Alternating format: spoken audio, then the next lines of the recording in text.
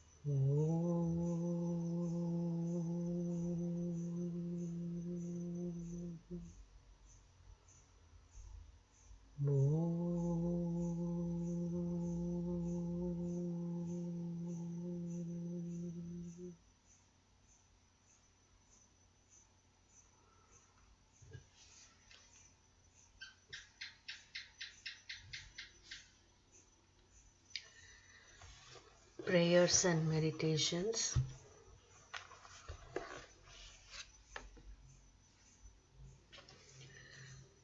February 11th, 1914. As soon as one rises above the perception of contingencies, as soon as one's consciousness is identified with thy supreme consciousness, and one enters thus into that omniscience which I cannot define except as absolute knowledge, how easy and even a little childish seem all those problems about what should or should not be done, about all the resolutions to be taken.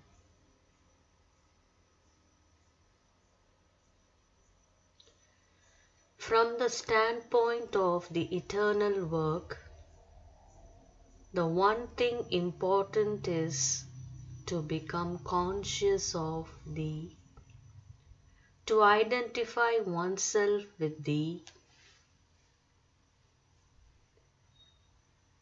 and to maintain that conscious identification constantly. But as to what best use can be made of our physical organism, thy mode of manifestation upon earth, it is quite enough when thou alone art conscious within us to turn the gaze to the body in order to know beyond all doubt what is the best thing it can do, what activity will most fully utilize all its energies, and without attaching much importance to that activity, that altogether relative utilization one can take without any difficulty any inner debate decisions which to the outer consciousness appear the boldest and most dangerous.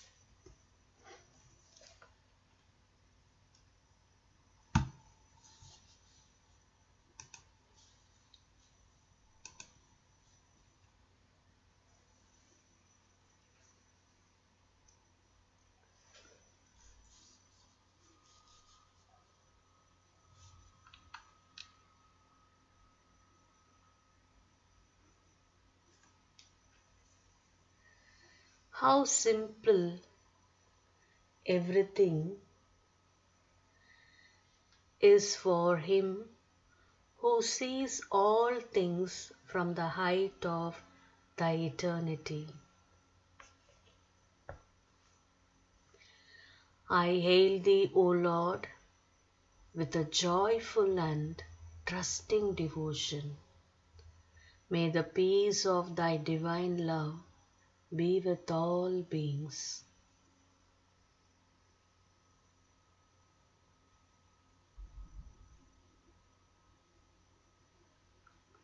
February 12, 1914.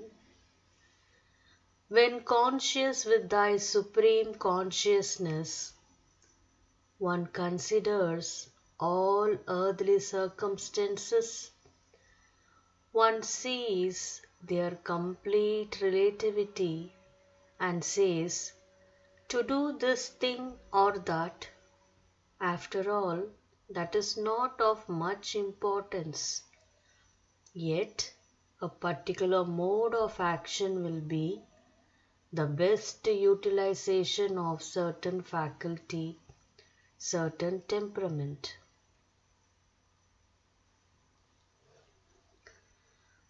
All actions, whatever they may be, even the most contradictory in appearance, can be an expression of thy law to the extent that they are infused with the consciousness of that law, which is not a law of practical application that can be translated into principles or rules in the ordinary human consciousness, but a law of attitude, of a constant and prevailing consciousness, something that cannot be expressed in formulas but may be lived.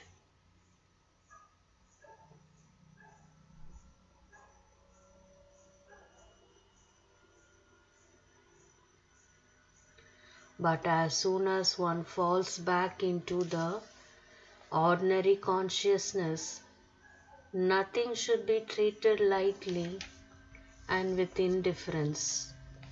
The least circumstances, the smallest acts have a great importance and should be seriously considered.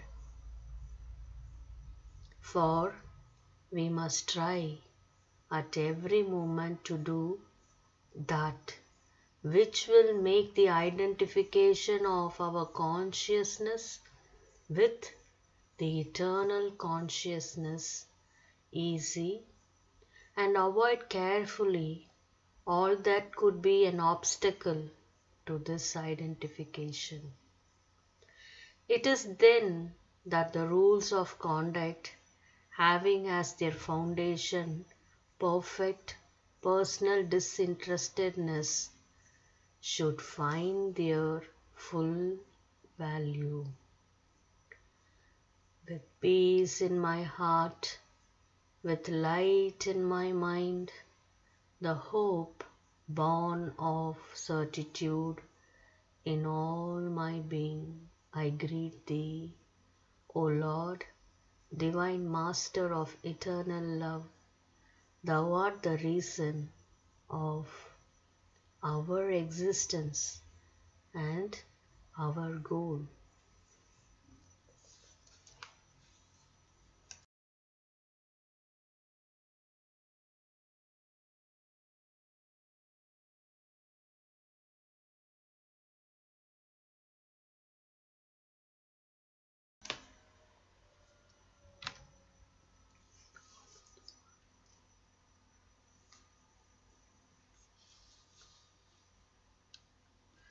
Sri Aurobindo on himself, on business.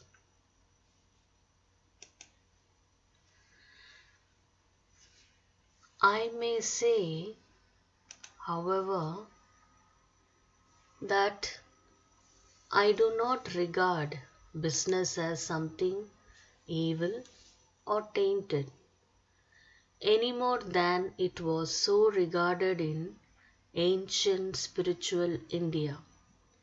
If I did, I would not be able to receive money from A or from those of our disciples who in Bombay trade with East Africa, nor could we then encourage them to go on with their work, but would have to tell them to throw it up and attend to their spiritual progress alone.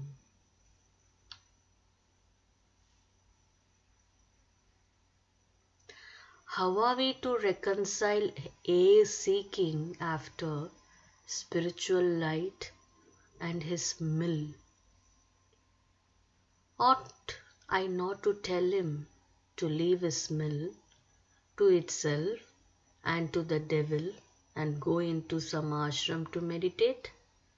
Even if I myself had the command to do business, as I had the command to do politics, I would have done it without the least spiritual or moral compunction.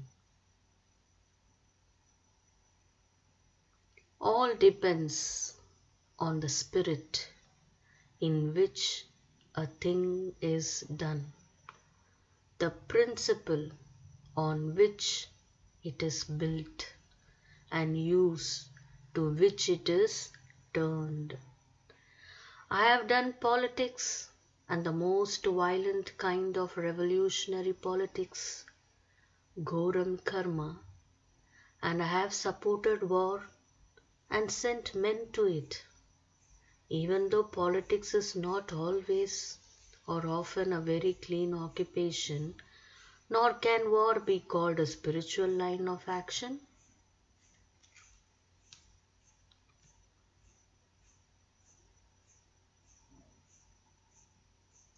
But Krishna calls upon Arjuna to carry on war of the most terrible kind, and by his example encourage men to do every kind of human work, sarva karmani.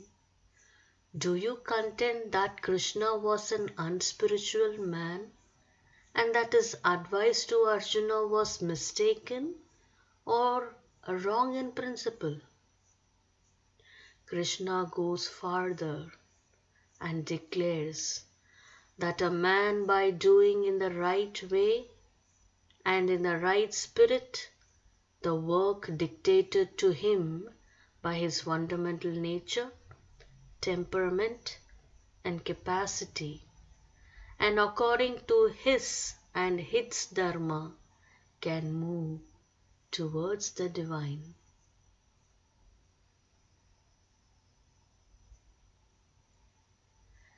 He validates the function and dharma of the Vaishya as well as of the Brahmin and Kshatriya.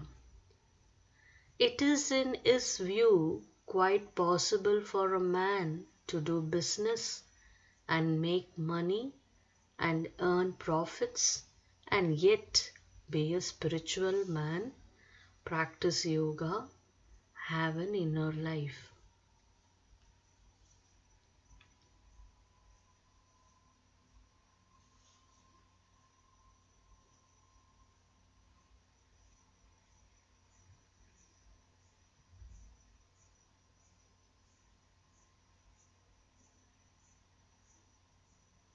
The Gita is constantly justifying works as a means of spiritual salvation and enjoining a yoga of works as well as of bhakti and knowledge.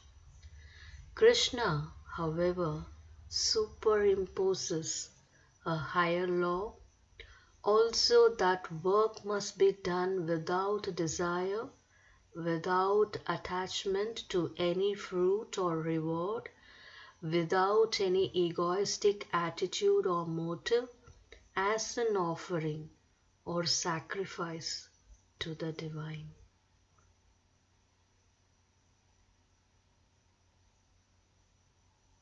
This is the traditional Indian attitude towards these things, that all work can be done if it is done according to the Dharma, and if it is rightly done, it does not prevent the approach to the divine or the access to spiritual knowledge and the spiritual life.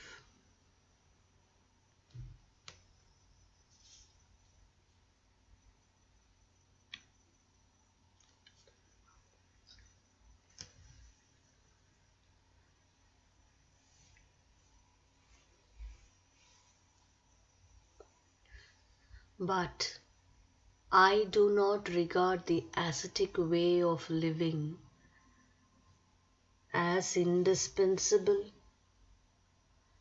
to spiritual perfection or as identical with it. There is the way of spiritual self-mastery and the way of spiritual self-giving and surrender to the divine, abandoning ego and desire even in the midst of action or of any kind of work or all kinds of work demanded from us by the divine.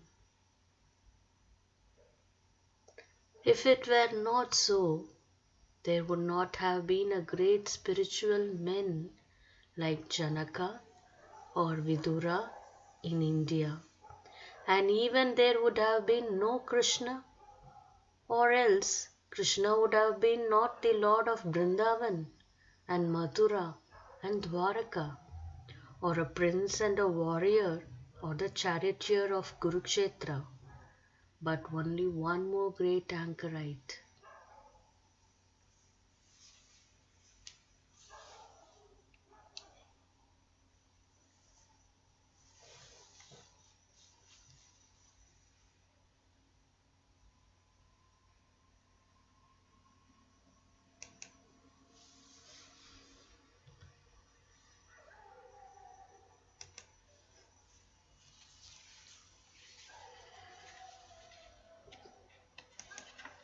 Hymn to Durga by Sri Aurobindo. A prayer. Mother Durga, rider on the lion,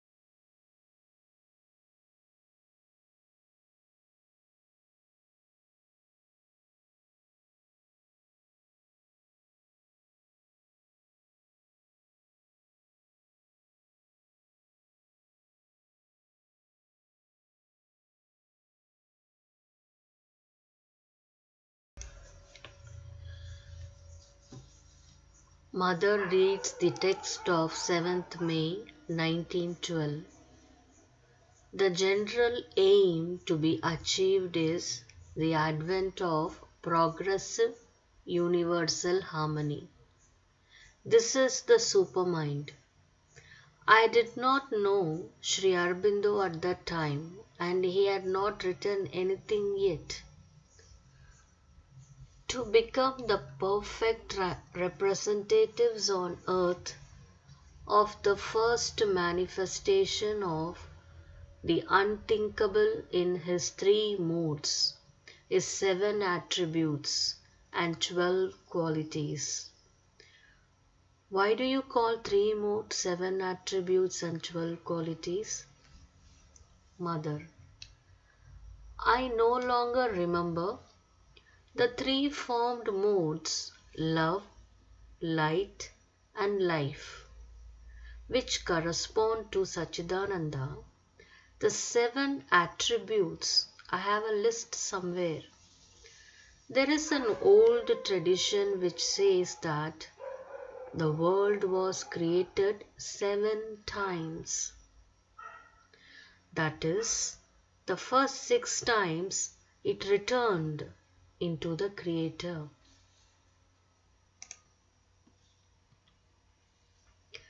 This is the idea of pralaya.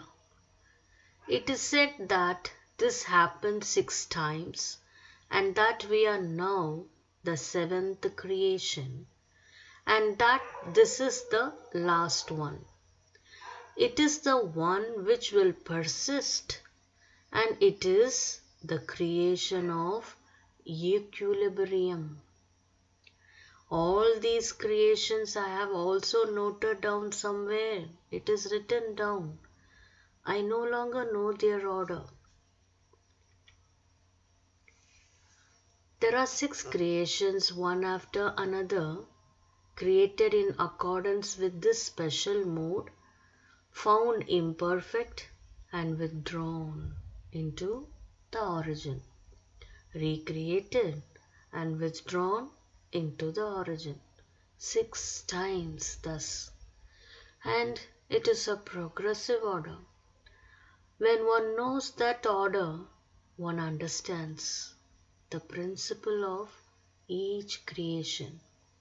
Well, this tradition said that principle of our latest creation at present is the principle of equilibrium, and this is the last. That means the world will not go back again into pralaya. There will be a perpetual progress, and this is the creation of equilibrium. Consequently, now there is no longer anything good or bad. There is what is in equilibrium and what is not in equilibrium.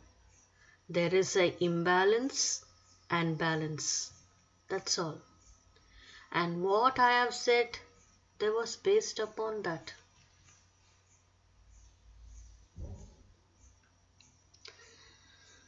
The 12 qualities, that is something else still. That too is noted somewhere.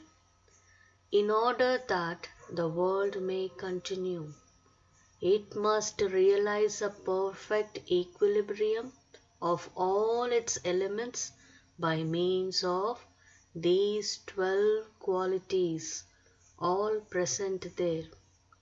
And then it will be a world which, whilst progressing indefinitely, will constantly be in harmony and hence will not be open to destruction.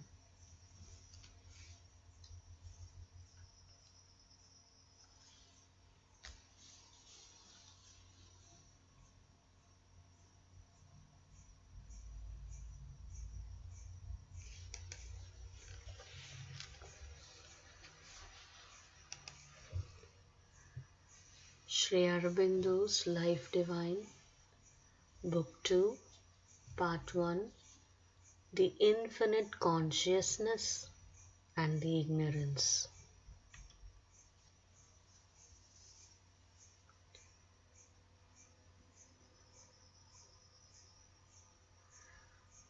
Time is the great bank of conscious existence, turned into values of experience and action.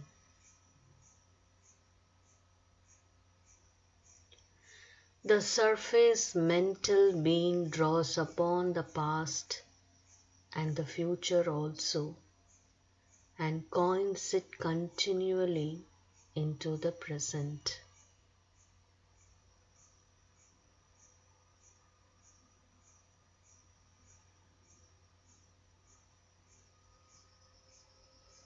He accounts for and stores up the gains he has gathered in what we call the past, not knowing how ever present is the past in us.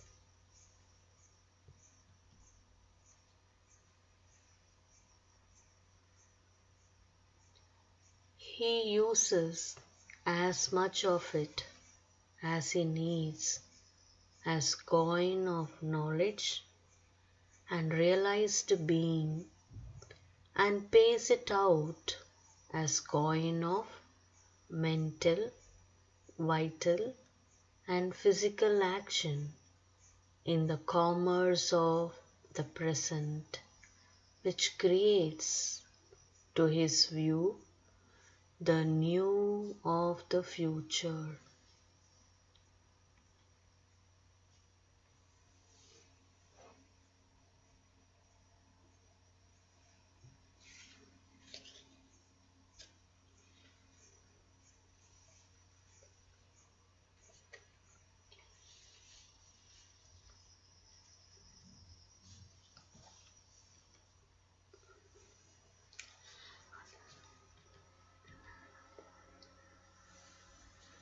Prayer. We can close our eyes and we connect to the Divine Mother in the heart center. Mother, enter our bodies in thy yogic strength. We shall become thy instruments, thy sword slaying all evil, thy lamp dispelling all ignorance. Fulfill this yearning of thy young children, O Mother. Be the master and drive thy instrument. Wield thy sword and slay the evil. Hold up the lamp and spread the light of knowledge. Make thyself manifest. Let us all unite in this light of Divine Mother in our mind, in our vital, in our physical.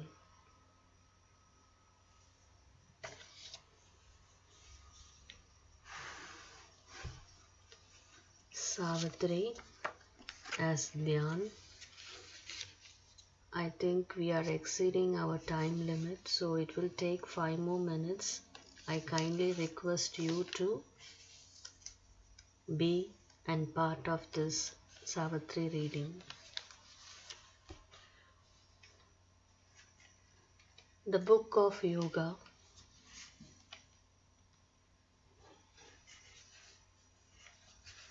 The entry into inner countries. Page 488.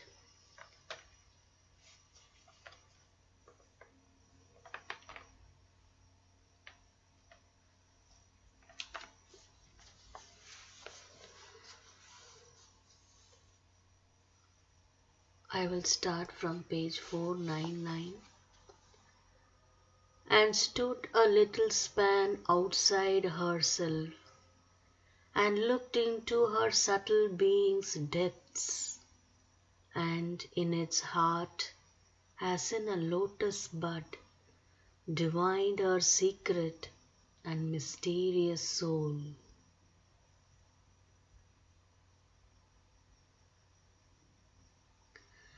At the dim portal of the inner life that bars out from our depths the body's mind, and all that lives but by the body's breath, she knocked and pressed against the ebony gate.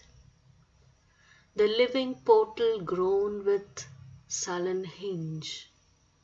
Heavily reluctant, it complained inert against the tyranny of the spirit's touch.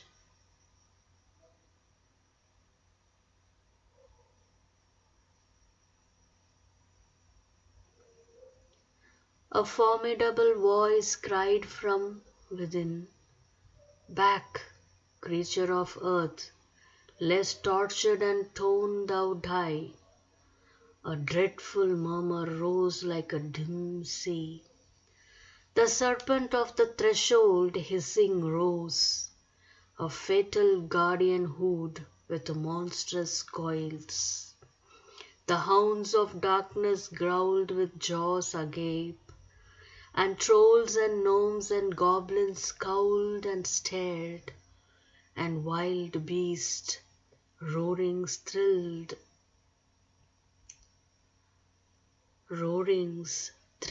the blood with fear, and menace muttered in a dangerous tongue. Unshaken her will pressed on the rigid bars. The gates swung wide with a protesting jar. The opponent powers withdrew their dreadful god.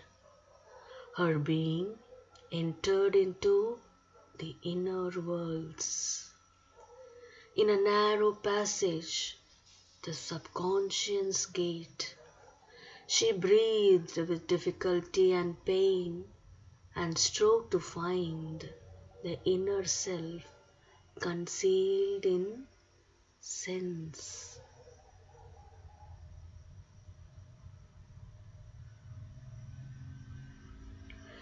Into a dense of subtle matter packed, a cavity filled with blind mass of power, an opposition of misleading gleams, a heavy barrier of unseeing sight. She forced a way through body to the soul, across a perilous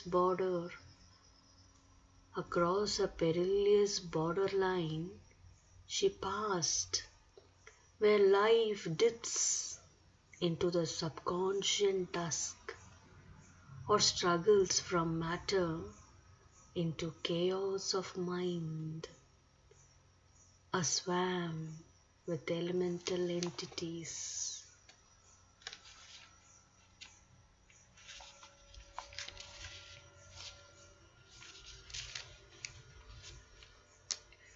And fluttering shapes of vague half-bodied thought, and crude beginnings of incontinent force.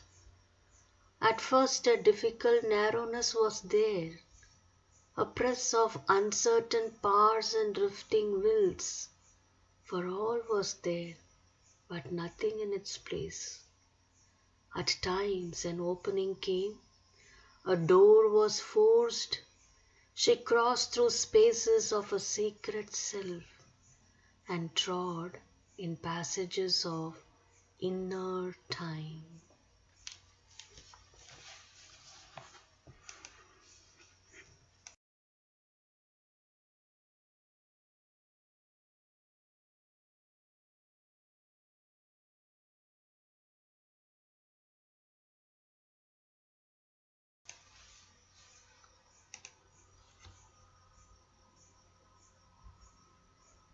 We offer